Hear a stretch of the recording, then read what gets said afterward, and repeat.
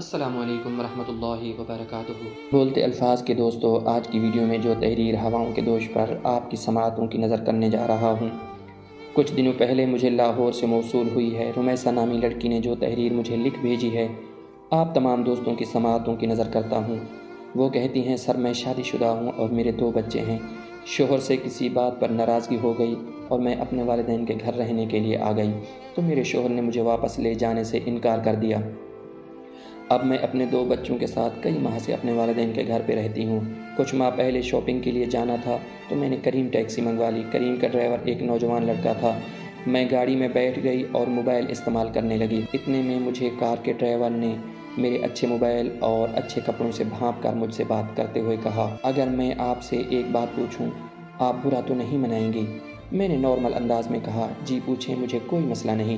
اس لڑکے نے سوال کرتے ہوئے کہا، کیا آپ ہمیشہ کریم پر ہی جاتی ہیں یا خود بھی ڈرائیو کرتی ہیں؟ ڈرائیور لڑکے نے ڈرتے ڈرتے پوچھا تھا۔ میں نے جواب دیتے ہوئے کہا، گھر میں گاڑی تو موجود ہے، مگر آج کل تھوڑی پریشان ہوں، اس لیے ڈرائیونگ سے اوائڈ کرتی ہوں۔ آپ وہیں رہتی ہیں جہاں سے میں نے آپ کو پک کیا تھا؟ شاید اس لڑکے میں میری پریشانی پوچھنے کی ہمت نہیں تھی، اس لیے اس نے بات کو بڑھاتے ہوئے مزید پوچھا، جی میں وہیں رہتی ہوں جس پلازا کے سامنے سے آپ نے مجھے پک کیا تھا، وہ ہمارا ہی ہے، اس کے پیچھے ہی میرا گھر ہے۔ میں نے جواب دیا، میں نے یہ ساری انفارمیشن لاشعوری طور پر شیئر کی تھی۔ تب تک مجھے یہ اندازہ نہیں تھا کہ کسی اجنبی کو اتنی انفارمیشن دینے سے کسی قسم کا مسئلہ بھی ہو سکتا ہے۔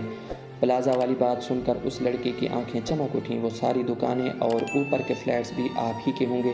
ڈرائیور لڑکے نے مجھ سے سوال کرتے ہوئے کہا، پلازا میں سب کچھ آتا ہے۔ میں نے مسکراتے ہوئے جواب دیا۔ تب تک میرے ذہن میں صرف یہ تھا کہ یہ لڑکا صرف کریم کا ڈرائیور ہے اور پتہ نہیں دوبارہ کبھی میری اس سے بات ہوتی بھی ہے یا نہیں۔ مارکیٹ پہنچ کر جب میں اس لڑکے کی گاڑی سے اترنے لگی تو اس نے مجھ سے کہا، میڈم آپ میرا پرسنل نمبر رکھ لیں اور جب کبھی بھی آپ کو ڈرائیور کی ضرورت ہو تو مجھے کال کر لیں۔ میں نے اس کا نمبر اپنے موبائل میں سیو کر لیا۔ نمبر لینے کے کچھ دنوں کے بعد مجھے کہیں جانا تھا تو میں نے کریم کی بجائے اس لڑکے کو کال کر دی۔ وہ کہیں مصروف تھا، مگر اس نے کہا کہ آپ مجھے 15 منٹ دیں، میں سارے کام چھوڑ کر ابھی آ جاتا ہوں۔ پھر وہ لڑکا اپنے سارے کام چھوڑ کر 15 منٹ سے پہلے ہی میرے گھر کے باہر آ گیا۔ جہاں میں نے جانا تھا وہاں چھوڑنے کے بعد اس لڑکے نے مجھ سے پوچھا کہ آپ کتنی دیر میں فری ہوں گی؟ میں نے کہا، تقریباً 2-3 گھنٹے تک فری ہو جاؤں گی۔ اس نے کہا کہ میڈم میں یہیں پہ ہوں، کہیں نہیں جاؤں گا، جب بھی آپ فری ہوں مجھے کال کر دیں، میں آپ کو واپس چھوڑ آؤں گا۔ میں اس کی یہ بات سن کر چپ ہو گئی۔ اس دن کے بعد اگر میں نے کہیں بھی جانا ہوتا تو اسے کال کر دیتی، وہ فوراً سے پہلے پہنچ جاتا۔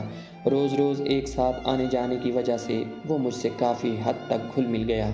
ایک دن اس نے مجھ سے پوچھا کہ جب آپ شادی شدہ ہیں اور آپ کے 2 بچے بھی ہیں تو آپ اپنے والدین کے ساتھ کیوں رہتی ہیں، اپنے شوہر کے ساتھ کیوں نہیں رہتی؟ کافی حد تک تعلق بن جانے کی وجہ سے میں نے اسے بتایا کہ میں اپنے شوہر سے ناراض ہو کر آئی ہوں اور وہ مجھے واپس لے کر نہیں جا رہے۔ اس لڑکے نے آہستہ آہستہ پہلے میرا درد سنا اور پھر ایک دن کہنے لگا، میں نے آپ سے کچھ بات کرنی ہے۔ میں نے کہا، جی کرو، کیا بات کرنی ہے؟ اس پر وہ آنکھیں نم کرتے ہوئے کہنے لگا کہ مجھے آپ سے محبت ہو گئی ہے۔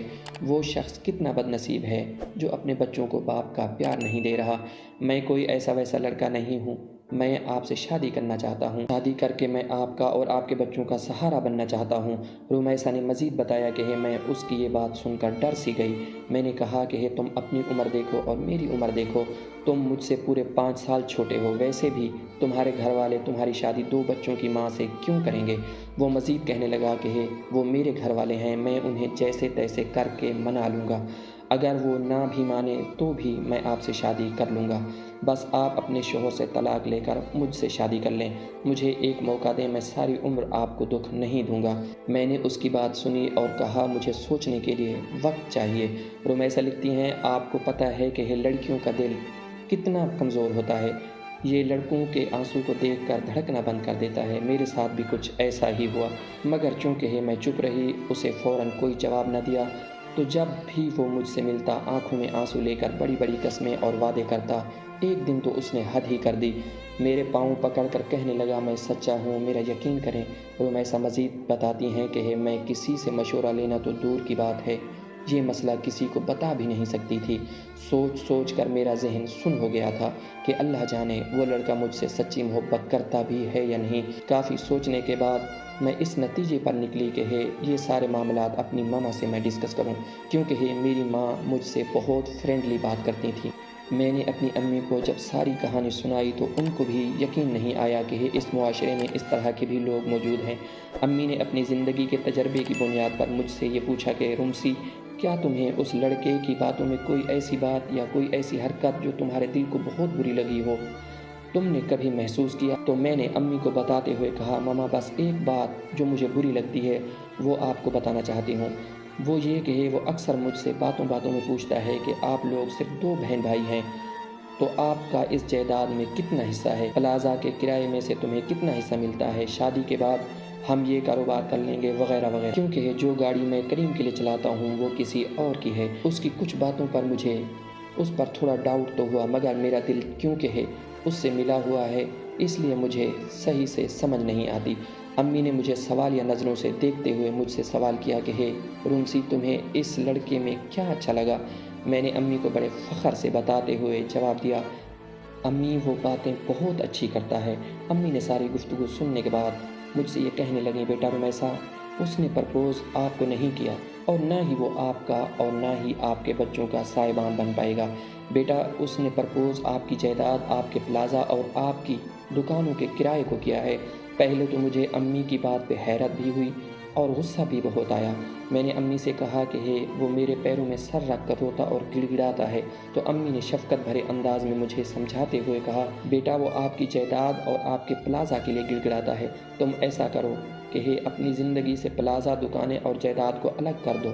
اس کے باوجود اگر وہ سچا ہے اور آپ کا اور آپ کے بچوں کا خیر خواہ ہے تو وہ آپ سے منہ نہیں پھیرے گا۔ آپ کی ملاقات جب بھی ہو اسے تم باتوں باتوں میں بتاؤ کہ میں نے اپنے والدین سے طلاق لینے اور دوسری شادی کرنے کا ذکر کیا ہے۔ میرے امی ابو نے سختی سے یہ کہا ہے کہ اگر آپ دوسری شادی کرنا چاہتی ہیں تو ہمارے گھر سے، ہماری جائیداد سے آپ کو کوئی حصہ نہیں ملے گا۔ امی نے بڑے اطمینان سے کہا کہ بیٹا میرا یہ زندگی بھر کا تجربہ کہتا ہے جب آپ اس کو یہ سب باتیں بتائیں گی تو وہ آہستہ آہستہ آپ سے دور ہوتا چلا جائے گا۔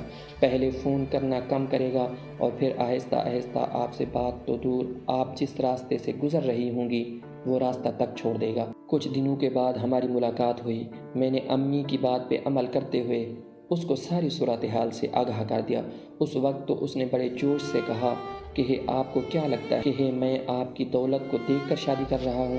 لیکن نہ جانے یہ بات سننے کے بعد اس کے چہرے کے تاثرات بدل سے کیوں گئے تھے۔ کچھ دنوں کے بعد وہ دور ہوتے ہوتے اتنا دور ہو گیا کہ اس نے اپنے سارے نمبر بند کر دیے اور امی کی ہر بات سچ نکلی۔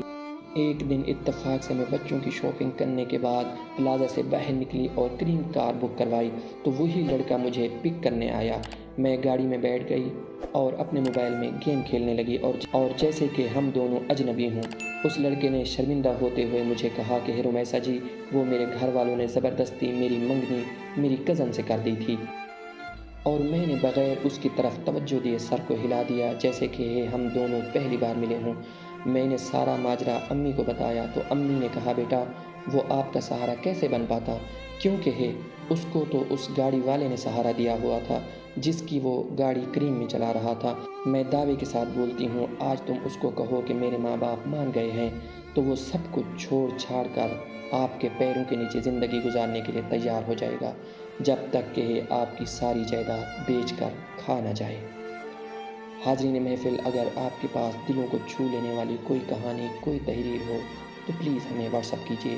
ہم اپنے محبتوں بھرے انداز میں آپ کی وہ کہانی، وہ تحریر اپنے سامعین کی سماعتوں تک پہنچائیں گے۔ پاکستان پائندہ باد۔